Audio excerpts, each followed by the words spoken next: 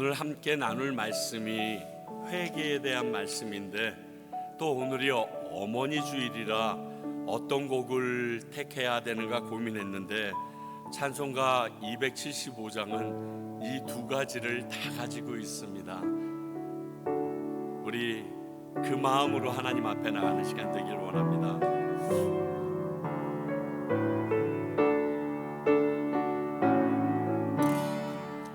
날마다 주와 멀어져 그 크신 사랑 버리고 방탕한 길로 가다가 어머니 길도 못 잊어 나 집에 돌아갑니다.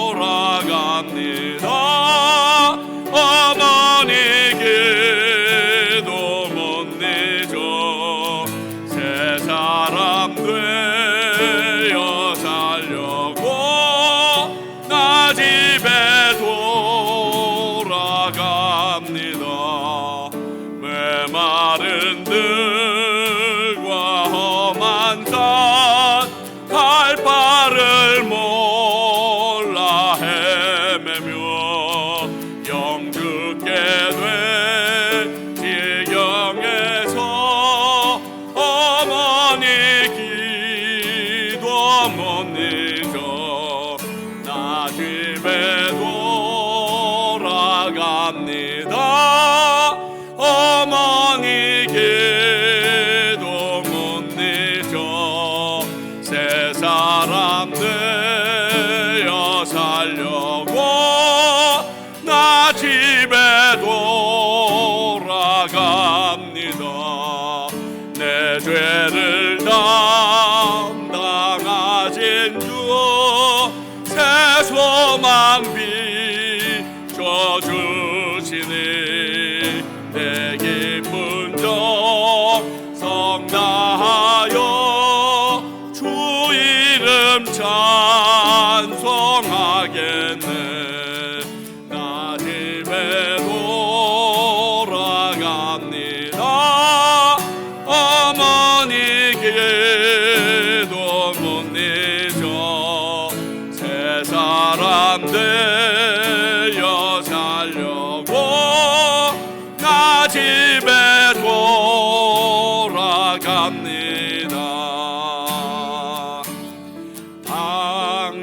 당자처럼 방황한 때도 애타게 기다리는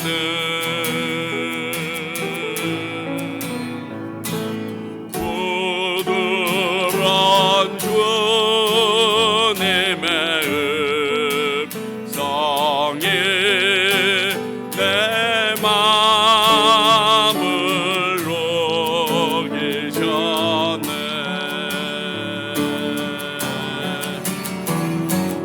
오 주님 나 이제 갑니다.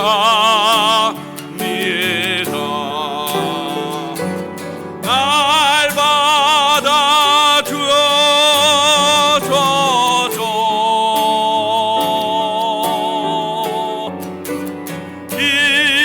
이제는 주님만 위하여 이 몸을 바치리라.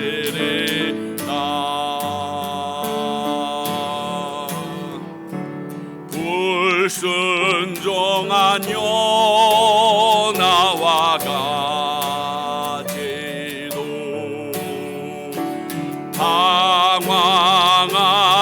방황하던 나에게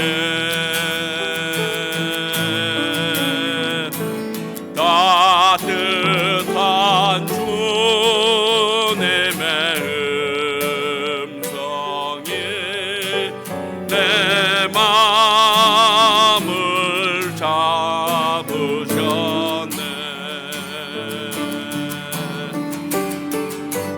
오 주님 나 갑니다. 날 받아 주소서.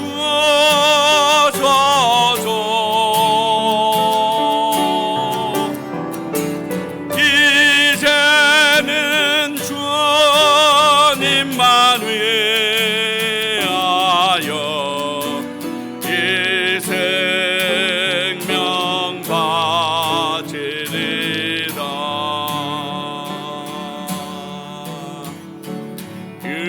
금탕한 저 고멜과 같이도 방황하던 나에게 너 그런 주님의 용서가 내 마음을 녹이셨네. 오 주님, 나 이제 갑니다. 날 받아 주소서.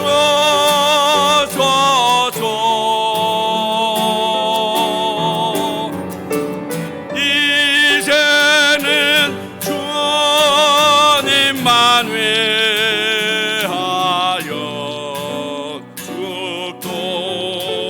죽도록 충성하리.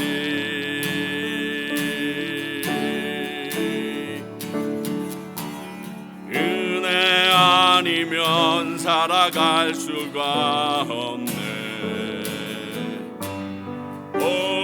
마저도 다 주의 것이니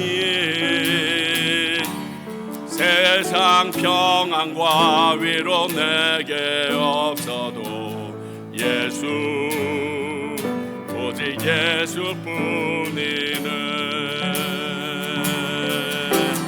그 신계획 다 볼 수도 없고 작은 고난에 지쳐도 주께 묶인 나의 모든 삶 버티고 견디게 하시네. 은혜 아니면 살아갈 수가 없네. 나의 모든 것 다 주께 맡기니 참된 평안과 위로 내게 주신 주 예수, 오직 예수뿐이 크신 계획, 크신 계획 다 볼 수도 없고 작은 고난에 지쳐도 주께 묶인 나의 모든 삶 버티고 견디게 하시네. 은혜 아니면 살아갈 수가 없네. 나의 모든 것 다 주께 맡기니 참된 평안과 위로 내게 주신 주 예수, 오직 예수뿐이네.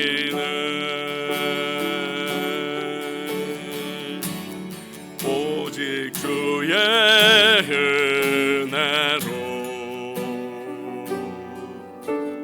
지금 여기 서 있네. 한없는 경배, 한없는 찬양, 내 영혼 예배 드리네.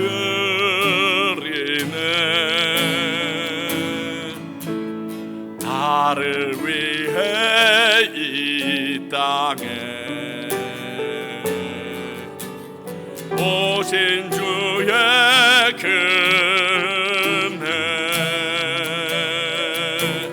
십자가 고통 이기신 주님 그 은혜 어찌 잊으리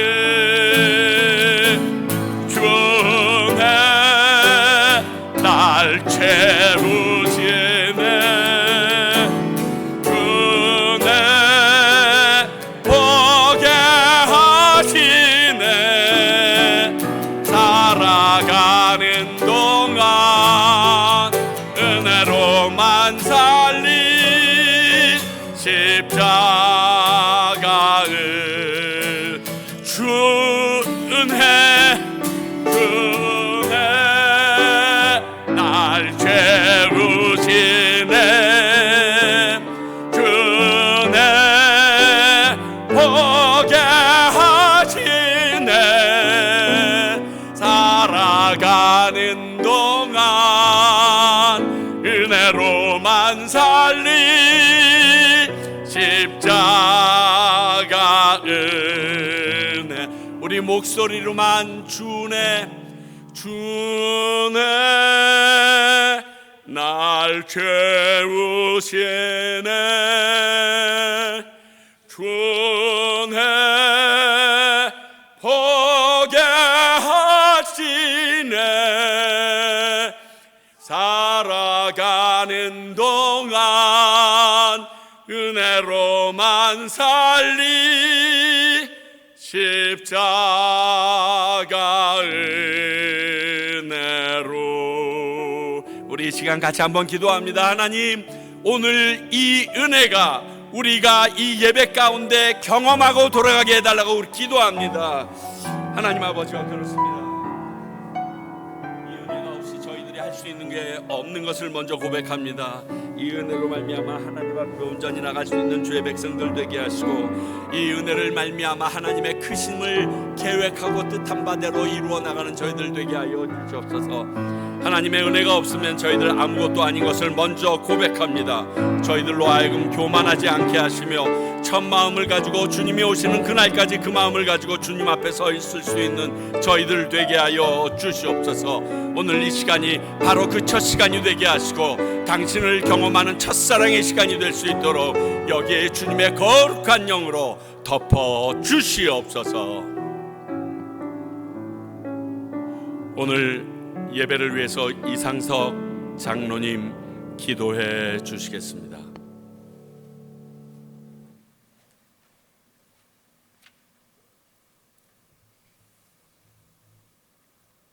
우리의 참 소망과 기쁨이 되시는 주님, 참으로 어두운 세상 가운데 참빛으로 오셔서 우리를 어둠에서 건지시고 주님의 날개 그늘 아래 품어주시는 참 사랑이신 주님을 찬양합니다. 주님은 우리와 함께 하시려고 또 우리를 죄로부터 분리하시려고 하늘 보좌의 영광을 뒤로 하시고 정말 낮고 천한 자리로 친히 이 땅에 우리에게 오셨습니다. 주님께서 감당하신 거룩하신 십자가의 보혈로 아버지께서 우리를 깨끗게 하시고 또 사망 권세를 이기셨습니다.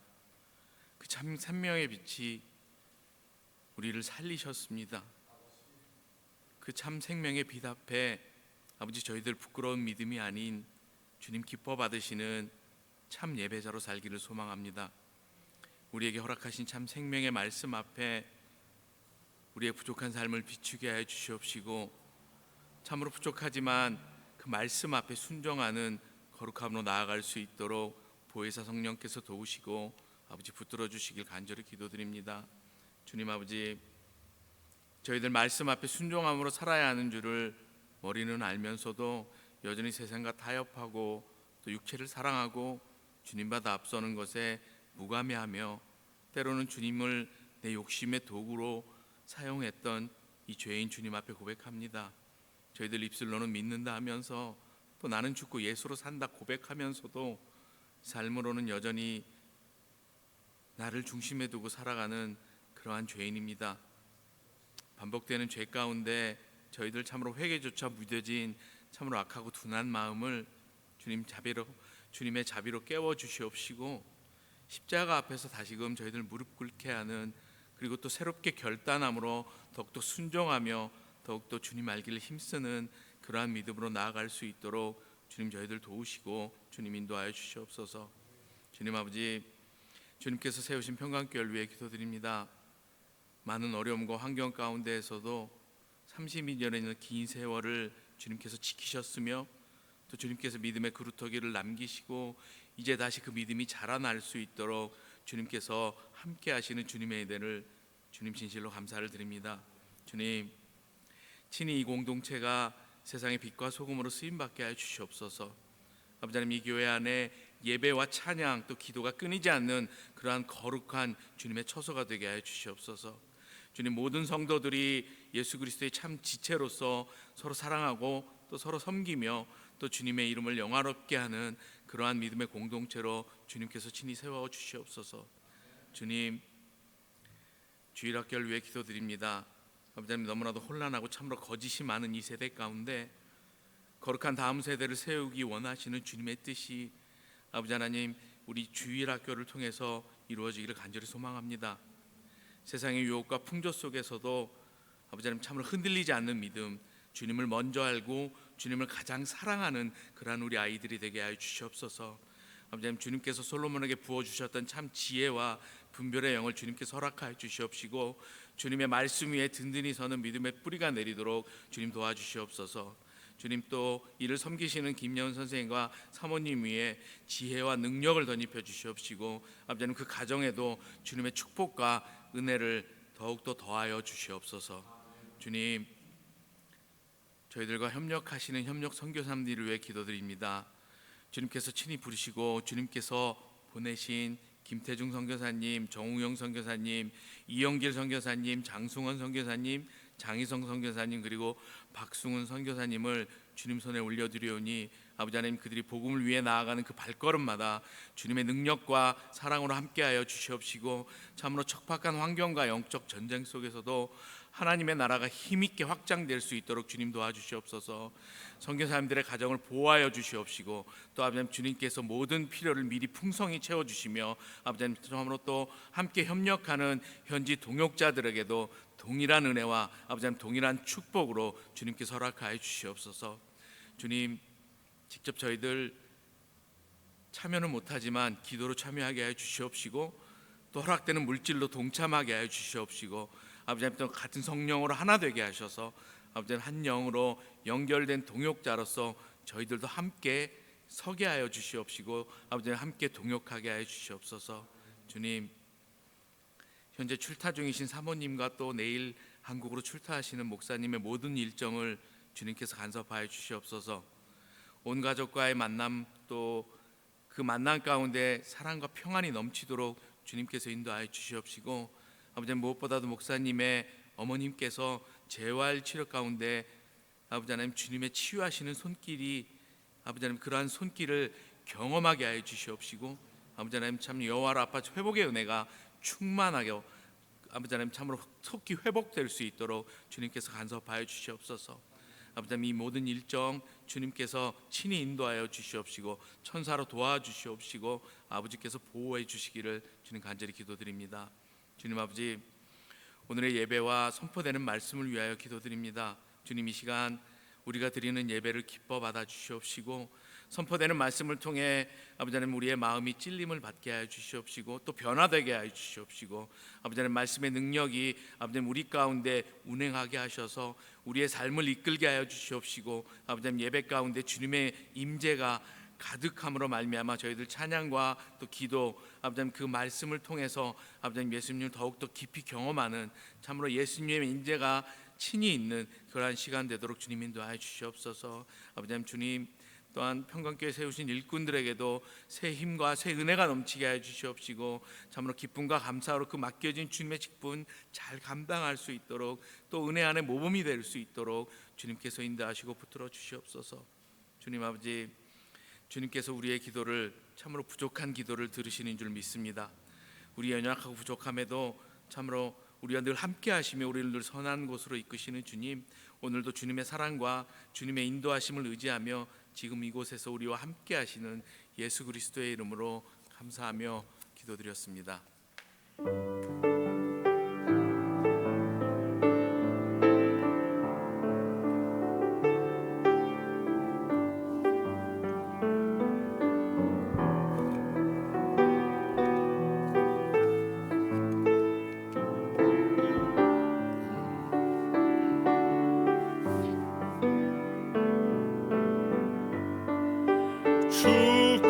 축복하소서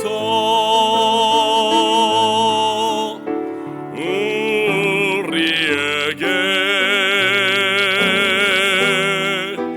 날마다 새롭게 태어나도록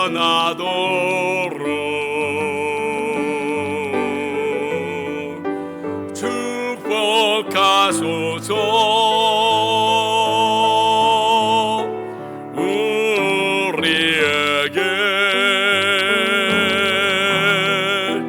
날마다 새롭게 태어나도록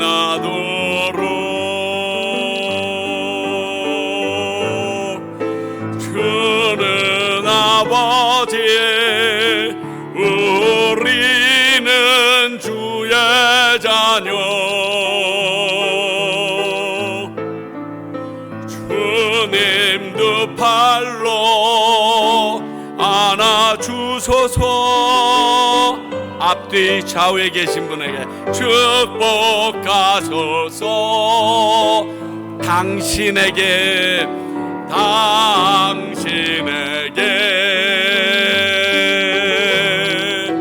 날마다 새롭게 태어나도록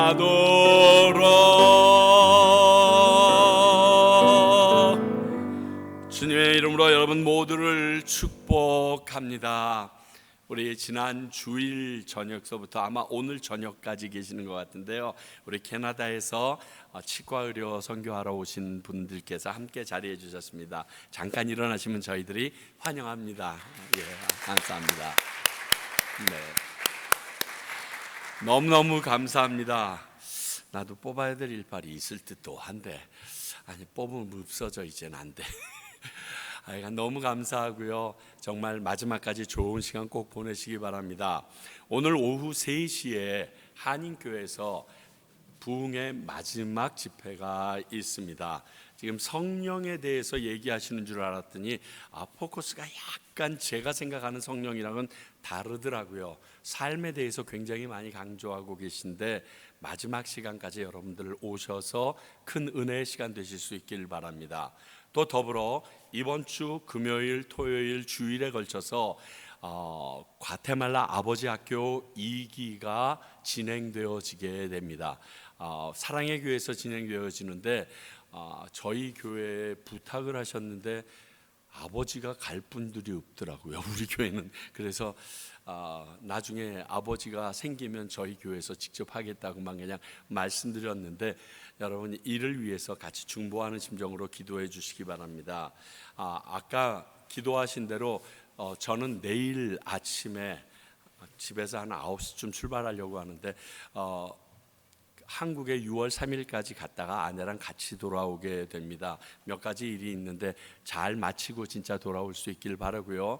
제가 없는 동안 또 우리 김태중 선교사님께서 수고해 주시게 됐습니다. 수요일과 주일은 우리 김태중 선교사님께서 말씀 전해 주시고요, 토요일 날은 온라인으로 방송이 나갈 수 있도록 이미 전부 다 녹화를 끝내놨습니다. 꼭 동참해 주시고 예배 전체는 우리 이상석 장로님께서 인도해 주실 텐데 볼 때마다 보니까 이 밑에서 하시더라고요.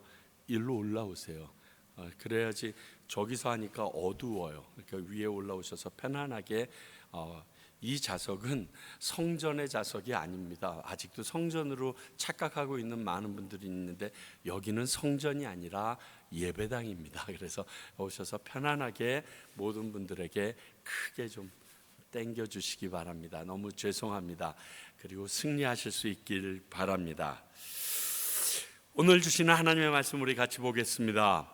열왕기상 11장 9절서부터 13절까지의 말씀입니다. 열왕기상 11장 9절서부터 13절까지의 말씀입니다. 우리 모두 자리에서 일어나서 하나님의 말씀 받도록 하겠습니다. 하나님의 말씀 들으시기 바랍니다. 솔로몬이 마음을 돌려 이스라엘의 하나님 여호와를 떠남으로 여호와께서 그에게 진노하시니라. 여호와께서 일찍이 2번이나 그에게 나타나시고 이 일에 대하여 명령하사 다른 신을 따르지 말라 하셨으나 그가 여호와의 명령을 지키지 않았으므로 여호와께서 솔로몬에게 말씀하시되 내게 이런 일이 있었고 또 내가 내 언약과 내가 내게 명령한 법도를 지키지 아니하였으니 내가 반드시 이 나라를 내게서 빼앗아 네 신하에게 주리라. 그러나 내 아버지 다윗을 위하여 네 세대에는 이 일을 행하지 아니하고 내 아들의 손에서 빼앗으려니와 오직 내가 이 나라를 다 빼앗지 아니하고 내 종 다윗과 내가 택한 예루살렘을 위하여 한 지파를 내 아들에게 주리라 하셨더라.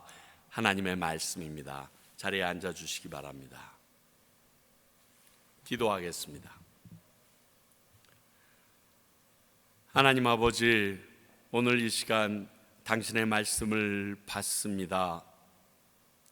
이 역시 두렵고 떨리는 마음으로 저희들이 받는 내용입니다. 혹시 우리에게 이러한 모습이 있지는 않은지, 또 오늘 이 말씀을 통하여 우리에게 어떠한 말씀을 주실지 기대함으로 나아가오니 아버지여, 저희들이 들을 준비가 되어 있게 하시고 저희의 마음판을 기경하시사 성령의 놀라운 말씀이 심겨지게 하여 주시옵소서. 듣고 내 마음이 편해지는 것이 아니라 내 삶이 변화되어지도록 도와주시옵소서. 예수님 이름으로 기도하옵나이다. 아멘.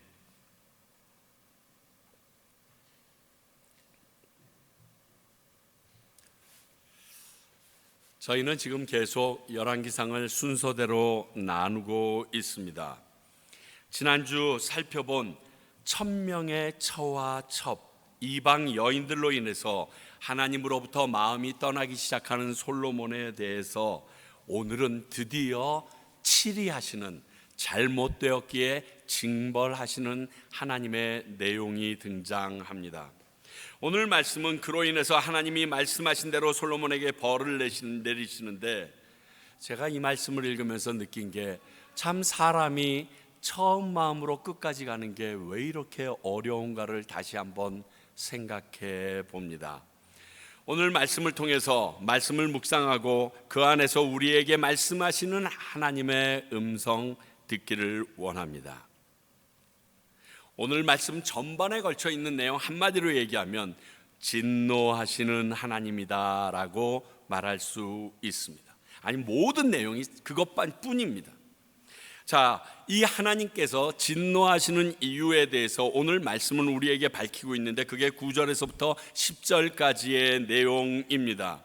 이방 여인들이 가지고 온 그들의 신을 섬김으로 말미암아 이스라엘 여호와를 떠난 것이 직접적인 원인이라고 9절에서 말합니다. 여러분, 이 말씀을 읽으면 저희들이 다르게 생각해 봐야 되는 게 있는데, 이방 여인들과 결혼한 것이 하나님 앞에 진노의 대상이 아니었습니다. 그래서 자녀들이 외국인들과 결혼하고 뭐 이러는 것에 대해서 막 이렇게 죄책감을 가지시고 화를 내시는데요, 그런 얘기가 아닙니다. 지금 오늘 말씀도 이방 여인들과 결혼하지 말라고 하셨지만 직접적으로 진노하신 이유는 이방 여인들과 결혼함이 아니라 그들이 가지고 온 신에게 마음이 돌아선 솔로몬을 진노하신 것입니다. 하나님이 아닌 다른 신을 섬긴 것을 지금 하나님은 진노하고 계십니다. 다시 말씀드리면 하나님 그렇게 쪼잔하신 분 아니십니다. 그것도 2번이나 솔로몬에게 직접 나타나셔서 경고하셨다라고 덧붙이면서 너 너무 심하지 않니 하는 이런 뉘앙스가 오늘 말씀에 포함되어져 있습니다. 자, 과연 두 번 나타나셔서는 무슨 말씀을 하셨는지 우리 확인해 볼까요? 열왕기상 3장 14절입니다. 네가 만일 내 아버지 다윗의 행한 같이 내 길, 즉 하나님의 길로 행하며 하나님의 법도와 명령을 지키면 하나님께서 또 솔로몬 네 날이 길게 하리라 라고 말씀해 주셨습니다. 이게 1000번제를 지내고 나서 하나님께서 처음 나타나셔서 솔로몬에게 하신 말씀입니다. 두 번째, 성전이 완성되고 나서 열왕기상 9장 9절에서 말씀하십니다. 대답하기를 그들의 조상들을 애굽 땅에서 인도하여 내신 그들의 하나님 여호와를 버리고 다른 신을 따라가서 그를 경배하여 섬김으로 여호와께서 이 모든 재앙을 그들에게 내리심이라 하리라 하셨더라. 사람들이 와서 보니까 이스라엘 예루살렘이 회파되어져 있는 겁니다. 엉망진창이 되어져 있는 겁니다. 그래서 왜 저렇게 됐냐라고 물었을 때 그들이 여호와를 섬기지 않고 이방신을 섬겨서 하나님께서 징벌하셨다라고 얘기할 거다. 이런 일이 생기지 않도록 주의하라고 성전이 완공된 후에 다시 한번 나타나셔서 솔로몬에게 말씀하셨습니다. 이런 솔로몬이 하나님 외에 다른 신을 섬긴 것이 하나님에게는 견디시기 힘든 일이었다는 것입니다. 왜냐하면 그분의 성품 때문에 그렇습니다. 자신의 성품을 하나님께서는 이렇게 설명하신 적이 있습니다. 신명기 4장 24절. 네 하나님 여호와는 소멸하는 불이시오 질투하는 하나님이시니라. 하나님께서는 질투가 크셔서 소멸하는 불같이 터뜨리신다라고 말합니다.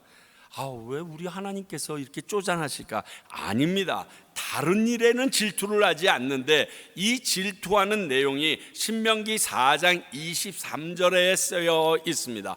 너희는 스스로 삼가 너희의 하나님 여호와께서 너희와 세우신 언약을 잊지 말고 내 하나님 여호와께서 금하신 어떤 형상의 우상도 조각하지 말라.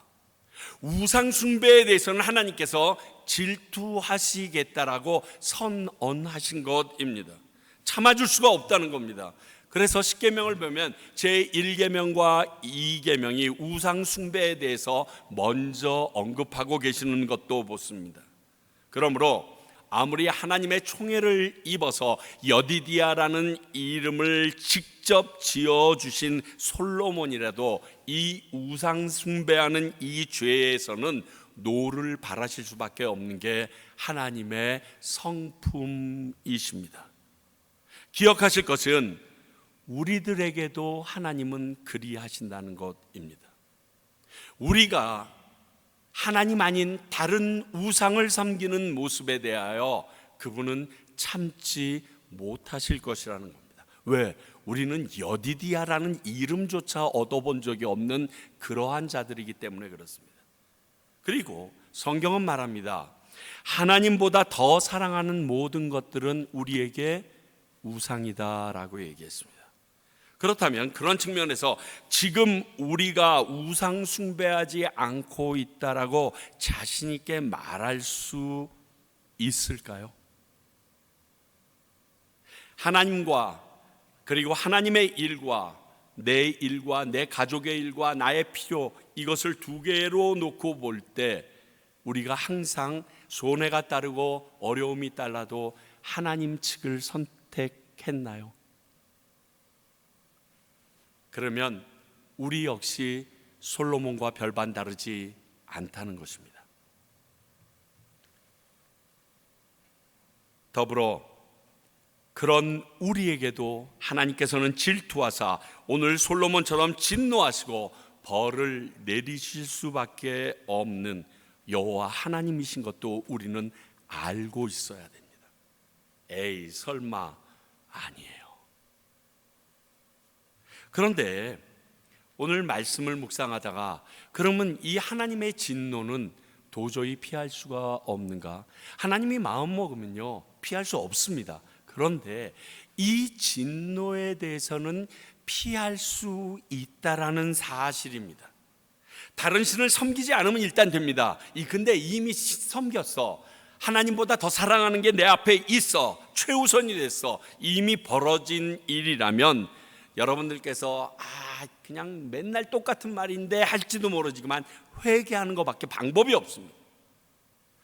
역대하 7장 14절, 내 이름으로 일컫는 내 백성이 그들의 악한 길에서 떠나 스스로 낮추고 기도하여 내 얼굴을 찾으면 내가 하늘에서 듣고 그들의 죄를 사하고 그들의 땅을 고칠지라.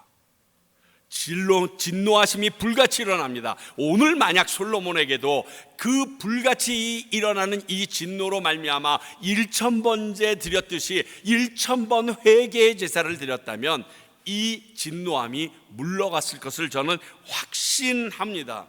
왜냐하면 그랬던 적이 성경에 있었기 때문에 그렇습니다. 자, 요나서 1장 2절 볼까요?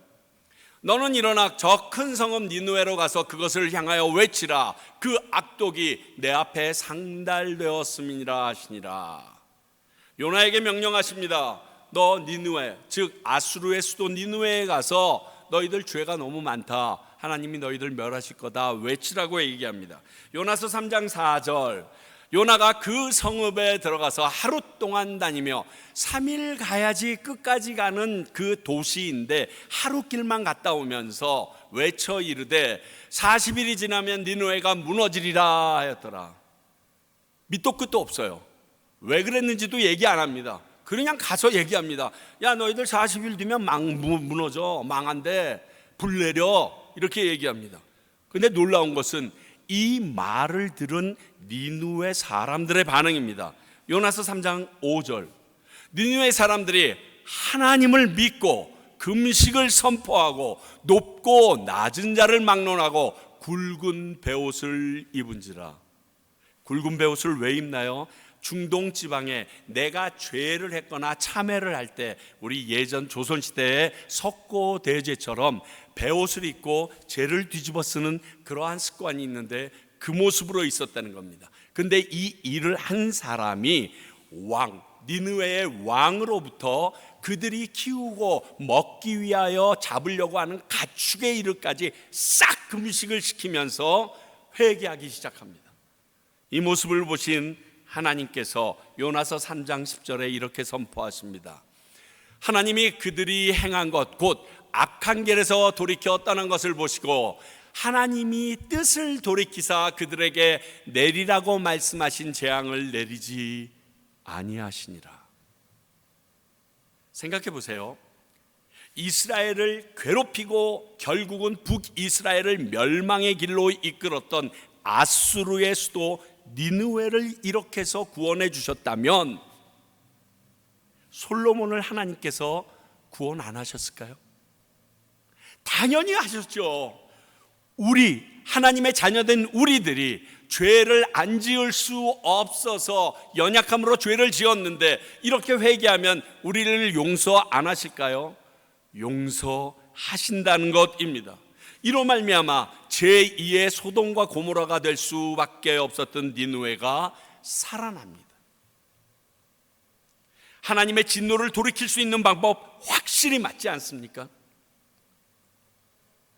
예수님을 구주로 믿는 우리들에게도 이렇게 온 마음과 정성을 다해 주 앞에 회개하면 용서해 주실 하나님이심을 확인시켜 줍니다. 그렇습니다. 여러분, 회개는 단순히 용서를 구하는 게 아니고 우리의 죄로 인해 솔로몬과 같은 진노를 받아도 회복할 수 있는 유일한 방법이라고 알려주고 있습니다. 이 회개로 니느웨 백성뿐만이 아닙니다. 잘 알고 계시는 다윗, 1계명서부터 진짜 10계명에 조목조목 세밀하게 따지면 안 어긴 게 없는 이 다윗도 하나님 앞에 침상이 뜨도록 회개함으로 말미암아 마지막에 하나님 마음에 합한 사람이라는 칭호를 받고 회복되어졌다는 사실 기억하십시오. 여러분, 하나님 앞에 죄 짓지 않는 사람은 없다라고 성경은 말했습니다. 문제는 죄를 지은 사람이 내 죄를 인정하고 하나님 앞에 회개하는가 아닌가에 따라서 하나님 앞에서 그가 의인으로 분류되는가 죄인으로 남는가가 차이가 있을 뿐입니다. 이걸 여러분 기억하셔야 됩니다. 이 진노하시는 하나님의 모습 외에 이로 인해 내리는 징벌의 내용들이 11절부터 기록되어져 있습니다. 여러분, 다시 한번 협박하겠습니다. 여러분들도 하나님 앞에 하나님보다 더 사랑하는 것을 남겨두시면 이 징벌의 내용이 내게 임하는 내용이라는 거 기억하시고 들으십시오. 첫 번째, 11절, 너의 신하에게 네 나라를 주리라, 이렇게 말씀하십니다. 그렇죠? 근데 저는 이 말보다 더 마음이 아픈 게 11절에 말씀하신 게 내가 너에게 준 것을 뺏는다는 거예요. 치사하잖아요. 우리 애들끼리 싸울 때도 줬다 뺏는 게 어딨어 이러는데 하나님께서 내게 주셨던 모든 것을 쑥 가지고 가요. 여러분, 내가 욥같이 고난받아 이런 얘기하지 마시라고 그랬죠. 여러분, 욥처럼 주신지도 여호와시오 가져가신지도 여호와시니라 이런 말하기 쉽지 않습니다. 그런데 오늘 하나님께서 말합니다. 솔로몬 너에게 준 거 내가 다시 빼앗을 거야. 그래서 그 나라 네 신하에게 줄 거야 얘기합니다. 그것도 신하입니다. 내가 우습게 여기고 천하게 봤던 그러한 신하에게 준다라고 말씀하십니다. 굉장히 자존심이 상합니다. 치욕에 가깝습니다. 여러분, 얼마나 자존심이 상하고 절망되는 상황인지 아시나요? 현대적인 표현으로 돕니다. 진짜. 내가 이렇게까지 살아야 되나? 연예인들이 자살하는 것이 내가 가지고 있던 그 인기에서 인기의 지표가 조금만 떨어져도 오해를 받아도 못 견디고 죽어버리는데, 이런 상황이라면 정말 제정신이 아닐 겁니다. 항생 경쟁하던 동등한 입장에 있던 자에게 이런 일을 당해도 마음이 힘든데 내가 부리던 신하에게 나라를 빼앗긴다고요. 이것이야말로 원수 앞에 목전에서 내게 상을 베푸시고 했던 이 시편 23편 5절의 말씀에 뒤집혀지는 역사입니다. 내가 앞서 나가려고 노력하고 열심을 내어도 하나님이 원하시는 방법이 아닌 세상의 방법으로 그런 일을 행한다면 이런 일을 당할 수 있다는 것입니다. 하나님보다 그것을 더 중요하게 내가 더 높은 위치에 올라가고 권력을 가지고 인기를 얻는 것을 중요하게 생각한다면 우리에게도 이런 일이 닥칠 수 있다는 것입니다. 세상에서조차 내게 이런 경우의 일이 일어나면 나 자신이 하나님보다 더 사랑한 것이 없는지 돌아보실 수 있어야 합니다. 왜 하나님 내게 이런 일을? 하나님 내게 이렇게 하시면 안 되지요 라고 얘기하기 전에 왜 하나님께서 그렇게 결정하실 수밖에 없어서 나로 인하여 나락과 같은 이곳에 주저앉게 하셨는지를 나의 삶과 나의 말과 나의 모든 것을 돌아볼 수 있는 게 우선되어야 한다는 겁니다. 하나님께서는 그냥 하시는 일이 하나도 없으신 분이기 때문에 그렇습니다. 하나님의 말씀이 반드시 이루어진다라는 것을 우리는 확실히 알고 이미 말씀을 통해서 배웠습니다. 그래서 솔로몬은 이런 상황을 오늘 맞게 됩니다. 그런데 모든 이스라엘을 다 주지는 않겠다라고 또 13절에 말씀하시네요. 그래도 너에게 조금은 줄게. 벌을 주시는 하나님께서 동시에 그의 사랑과 은혜를 감추지 못하는 모습을 봅니다. 죄송합니다. 농담이지만 하나님이랑 포커를 하거나 섰다를 하면 제가 이길 것 같습니다. 하나님이 참 이렇게 자기를 숨기지 못하시는 것 같아요. 그냥 내가 사랑하는 사람은 그냥 100% 노출이 되시는 것 같아요. 성경을 보면 볼수록. 아니, 요나한테도 들키지 않습니까? 니느웨 백성들이 그렇게 하실 줄 알았습니다. 그래서 3일 갈 길 하루만 갔었습니다. 하나님은 얼마나 기가 막히시면, 야, 내가 그렇게 하는 게 부당하냐? 죽일 놈 살렸는데 내가 부당하냐? 너는 어떻게 그렇게 얘기하냐? 그렇게 요나한테까지도 들키신 하나님. 여러분, 아무리 아니라고 해도 좋아하는 티는 나는 거 아시죠? 그래서 사람들이 난 너 또 좋아해 아무리 말해도요, 우리는 압니다. 싫어하는데 좋아하고 있다고 말하는 거 감출 수 없습니다. 마구 드러납니다.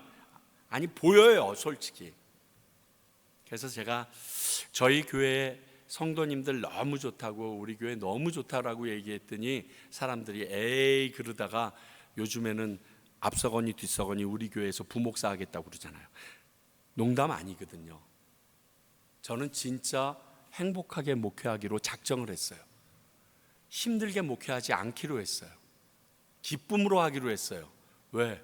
교인들이 기쁨으로 섬기는데 목사가 기쁨으로 안 섬기면 그 교회 박살나거든요. 근데 그게 보이나 봐요. 우리 하나님도 이렇게 단호하게 말씀하시지만 솔로몬을 여디디아라는 이름을 주셨습니다. 이 여디디아라는 말의 뜻이 여호와께서 가장 사랑하는 사람이라는 말입니다. 그렇기 때문에 이 마음을 숨기지 못하십니다.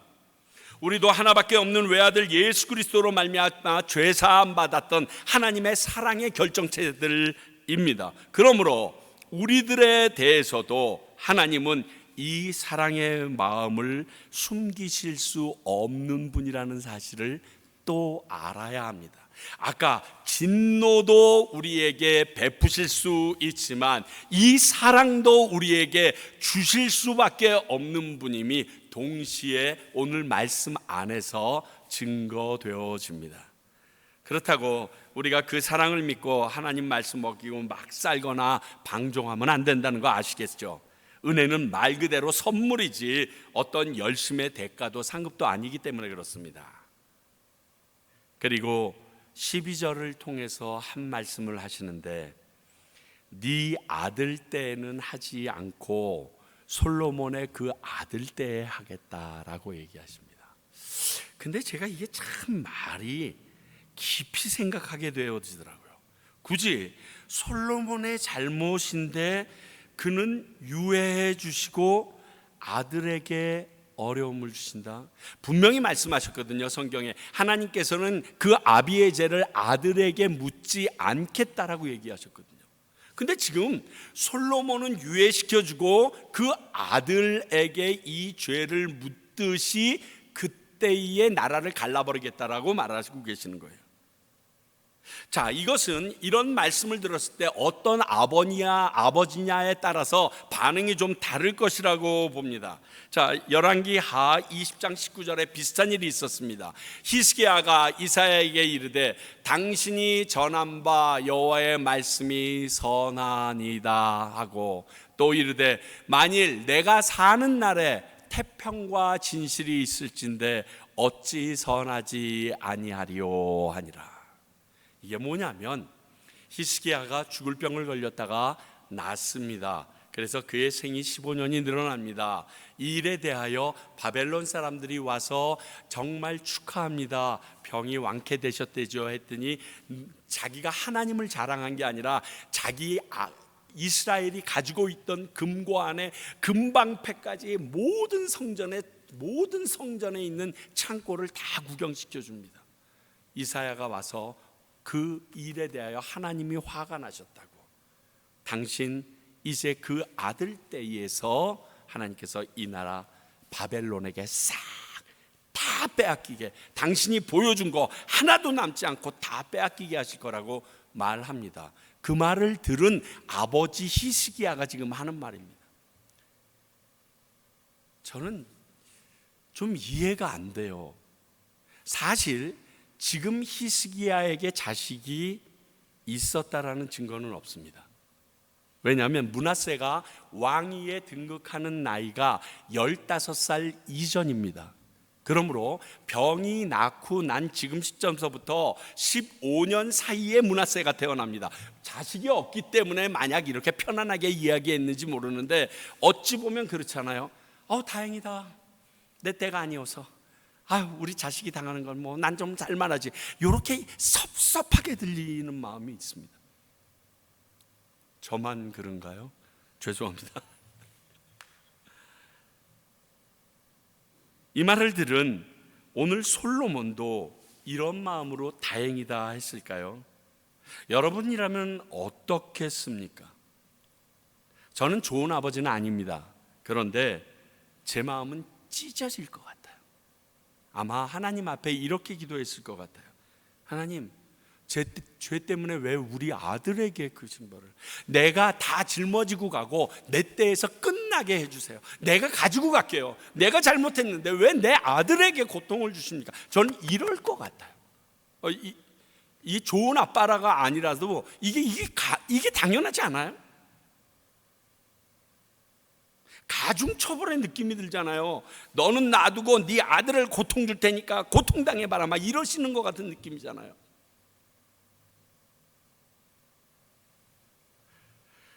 그러면서 문득 이게 솔로몬을 위한 축복이나 은혜일까? 아니면 혹시 이 사건을 통해서 하나님이 가지고 계시는, 말씀하시고자 하시는 다른 의도가 있을까 하는 생각에 미치게 됐습니다.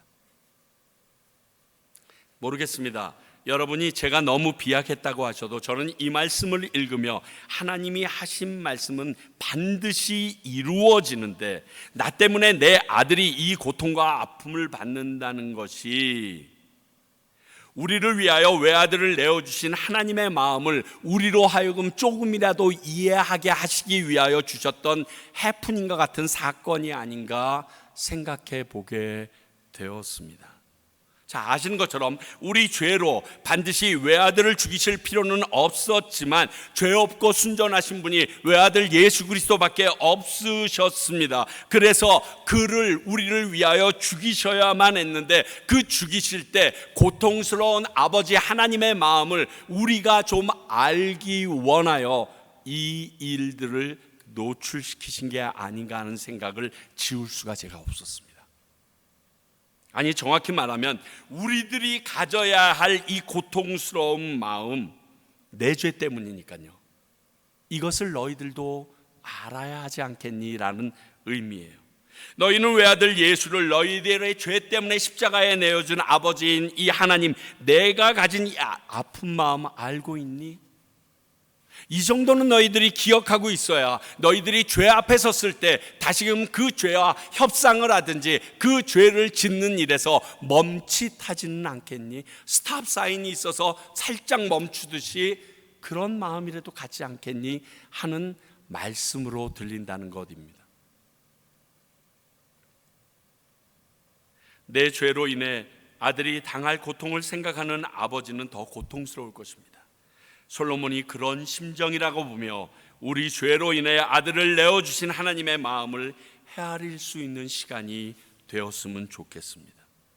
여하튼 끝까지 솔로몬의 아버지 다윗과의 하나님의 택한 성전이 있는 예루살렘, 하나님께서 너무 좋아하시는 게 다윗이 결정하셔 예루살렘에 성전이 있게 하셨기에 그 다윗을 위하여 그 성전이 있는 예루살렘과 그 인근은 그 아들에게 승계해 주겠다라고 약속하십니다. 이런 측면에서 보면 이건 또 크신 하나님의 은혜가 됩니다. 그렇습니다. 하나님은 사랑 그 자체이시며 그것을 은혜로 우리에게 보여주시는 분이십니다. 이 십자가 사건처럼요. 그 하나님의 마음을 깊이 공감하는 저와 여러분이 되길 바라고 그 은혜를 기억하고 감사하며 살아가는 인생이 되길 원합니다. 여기까지 설교를 준비했는데 오늘 새벽에 제가 일어나서 말씀을 준비하다가 한 개가 더 추가되었습니다. 그래서 우리 스페인어에서는 번역을 하지 못했는데, 처음과 같은 마음으로 인생을 마치는 게 참으로 어렵다는 것을 깨닫게 됩니다. 비단 오늘의 솔로몬만이 아닙니다. 이스라엘의 초대왕 사울도 겸손하여서 세웠는데 교만하여 무너지는 것을 봅니다. 다윗도 중간에 흔들흔들했지만 다시 회개함으로 돌아온 것은 제가 보기에 거의 기적에 가깝습니다. 왜냐하면 성경에 그런 조차 찾기가 쉽지 않기 때문에 그렇습니다. 하다못해 마지막 요한계시록에 7교회가 나오는데 에베소 교회에게 너무 잘했다, 잘 견뎠다 그러고서 한 말씀 하시지만 너희들 처음 사랑을 버린 것이 내가 화가 난다, 이렇게 얘기하셨거든요. 계속 첫 마음을 기억하고 찾아가는 우리의 노력과 열심이 필요합니다. 아마 제 개인적인 생각에 대학교 입학할 때 마음으로 계속 공부했으면 저 노벨상 받았거나 하여간 지금 뭐 세계적인 오페라 가수가 되어 있을 것 같아요. 이게 며칠 못 가더라고요. 물론 이를 위해서 하나님께 기도함으로 도우심을 구해야 하는 건 필수입니다. 그런데 우리 김병선 목사님이 말씀처럼 기도만 할 게 아닙니다. 만약 기도한 대로 여러분들이 살기 원하시지 않는다면, 노력하고 결단하고 의지가 없다라면 그 기도는 하나님에게 다 떠맡기는 거짓 기도가 될 수밖에 없습니다. 그렇게 기도했으면 그렇게 기도한 대로 내가 살기 위하여 결단하고 의지를 가져야 되지 않겠습니까? 제가 목사를 그만두려고 미국에 비데오 가게 하려고 넘어왔습니다. 2001년도 중반쯤에 넘어왔는데 시애틀 형제교회에서 예배를 섬겨달라고 그래서 거기에서 6개월 정도 시간을 가진 이후에 노스캐롤라이나 윈스턴셀럼이라고 여러분들 여기 도너스 만드는 회사 있는 아주 예쁜 동네입니다. 담배 공장 많고요. 그곳으로 갔습니다. 그곳에서 2002년도를 칩거 아닌 칩거 생활을 했었습니다.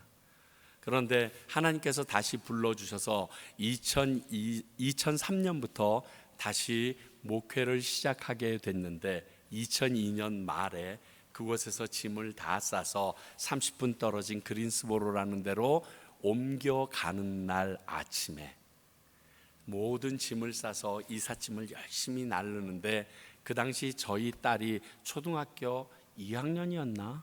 그랬는데 저한테 와서 그러는 거예요. 아빠, 어제 저녁에 어떤 할아버지가 내 꿈에 나타났어. 뭐라 그러셨는데 그 할아버지가 나한테, 아버지한테 꼭 전해주라고 그랬어. 유찬아, 2002년도를 잊지 말라, 이렇게 얘기하셨다는 거예요. 저랑 저희 아내가 무릎 꿇었어요. 너무 소름 끼쳤어요. 정말 힘든 시간 보냈거든요.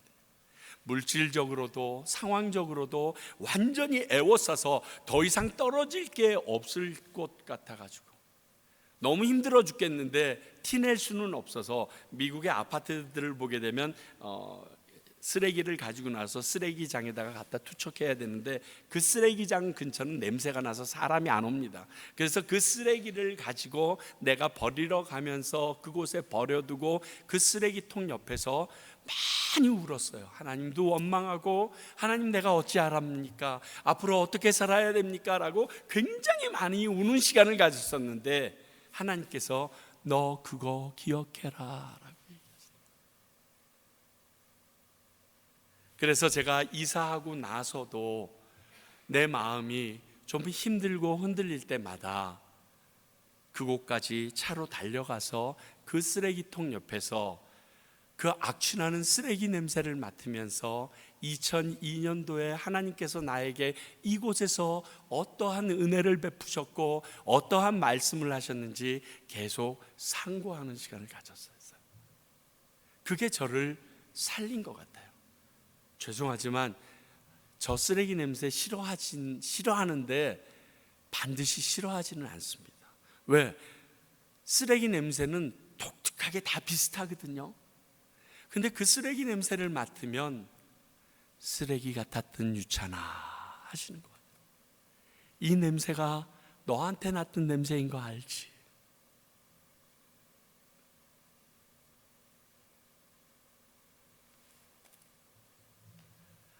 솔로몬의 안타까움이 우리의 삶에서 일어나지 않도록 기도하셔야 합니다. 그리고 의지를 가지고 노력하셔야 합니다. 하나님, 내가 첫 사랑을, 하나님에 대한 첫 마음을 잊지 않도록 기도합니다. 그리고 그 일을 할 수 있도록 내게 결단의 마음과 의지를 주시옵소서. 그리고 그 방향으로 뛰어나가셔야 합니다.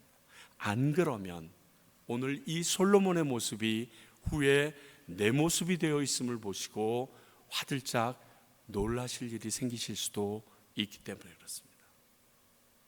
사랑하는 성도 여러분, 하나님의 말씀은 반드시 이루어집니다. 오늘 솔로몬에게도 이루어졌습니다. 그럼에도 불구하고 끝까지 솔로몬을 사랑하시고 말씀하시고 돌아오라 하시는 그 음성을 우리에게 베풀어 주셨습니다. 그 은혜 받아 누릴 수 있는 저와 여러분들이 되기를 소원합니다. 기도하겠습니다. 하나님, 오늘 이 솔로몬에게 하신 말씀을 통하여 21세기를 살고 있는 우리들에게도 동일하게 알려주시니 감사합니다. 주님, 듣게 하시고 깨닫게 하시고 말씀대로 변화받아 살아갈 수 있도록 우리 한 사람 한 사람 가운데 성령으로 인쳐 주시옵소서. 예수님 이름으로 기도하옵나이다.